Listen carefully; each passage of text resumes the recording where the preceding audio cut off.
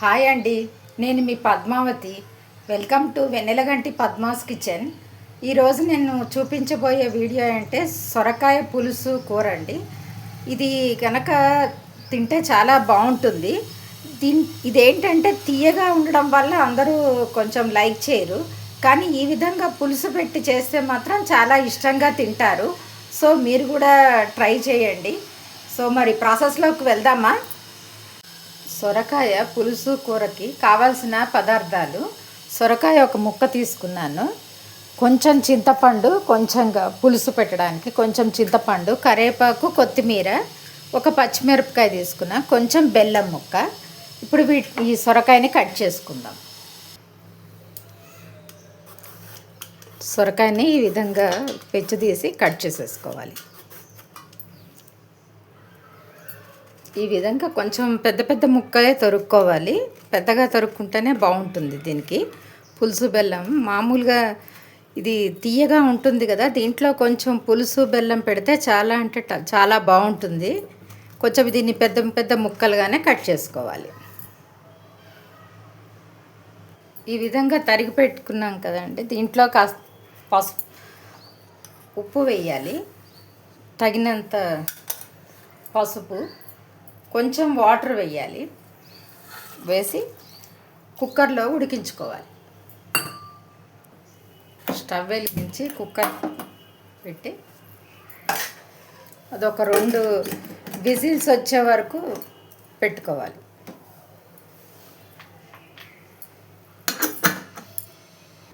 ఇప్పుడు ఈ చింతపండులోకి కొంచెం వాటర్ వేసి పెట్టుకోవాలి, నానుతుంది లోపు.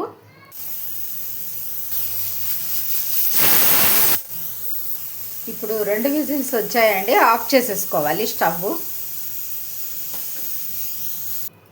ఇప్పుడు ఈ విజిల్ వచ్చేసింది, దీన్ని వడేసుకోవాలి.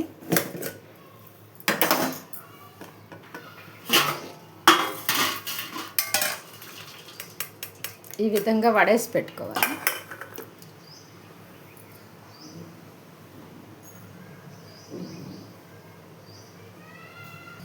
ముందుగా స్టవ్ వెలిగించి ఒక బాండీ పెట్టుకొని కూరకి తగినంత ఆయిల్ వేసుకోవాలి.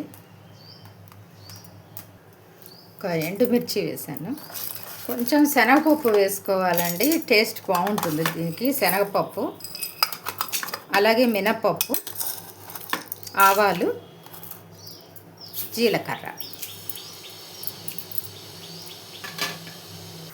ఇది కొంచెం వేగిన తర్వాత దీంట్లో మనం తీసి పెట్టుకున్న పచ్చిమిరపకాయలు, కరివేపాకు, కొత్తిమీర వేసేసుకోవాలి. చిన్న పెట్టుకోవాలి. కొంచెం ఇది వేగిన తర్వాత కూర ముక్కలు వేసేసుకోవాలి, ఇవి ఉడికించి. అలాగే తగినంత కారం వేసుకోవాలి. అలాగే తీసి పెట్టుకున్న బెల్లం కొంచెం వేసేయాలి. మీకు కావాలంటే వేసుకోవచ్చండి, లేకపోతే వదిలేసేయచ్చు. ఇప్పుడు చింతపండు రసం పోసుకోవాలి. మరోసారి కూడా తీసుకొని పోసుకోవాలి. దీన్ని అటు ఇటు కలయబెడుతూ ఉండాలి కాసేపు. బాగా దగ్గరికి వచ్చాక దింపాలి, ఉడికించుకోవాలి. కాసేపు మూత పెట్టాలి. ఇప్పుడు చూద్దాము, అయిపోయిందేమో, దగ్గరకు వచ్చేసిందండి. ఇంకా ఇప్పుడు దీన్ని స్టవ్ ఆఫ్ చేసేసుకోవచ్చు. అయిపోయింది.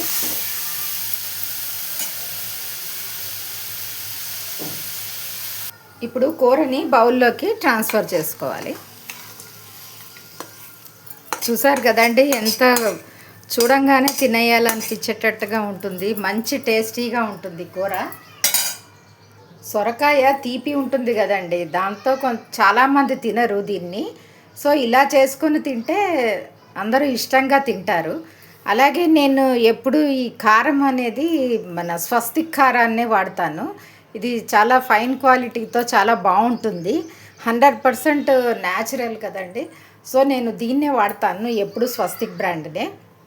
టేస్ట్ కూడా చాలా బాగుంటుంది అది వేయడం వల్ల. సో చూసారు కదండి, మన సొరకాయ పులుసు కూర రెడీ అయిపోయింది. అలాగే మీరు కూడా ట్రై చేసి కామెంట్ రూపంలో తెలియపరచండి. అలాగే లైక్ చేయండి, షేర్ చేయండి. మరిన్ని వీడియోస్ కోసం మా ఛానల్ని సబ్స్క్రైబ్ చేసుకోండి. Thank you for watching.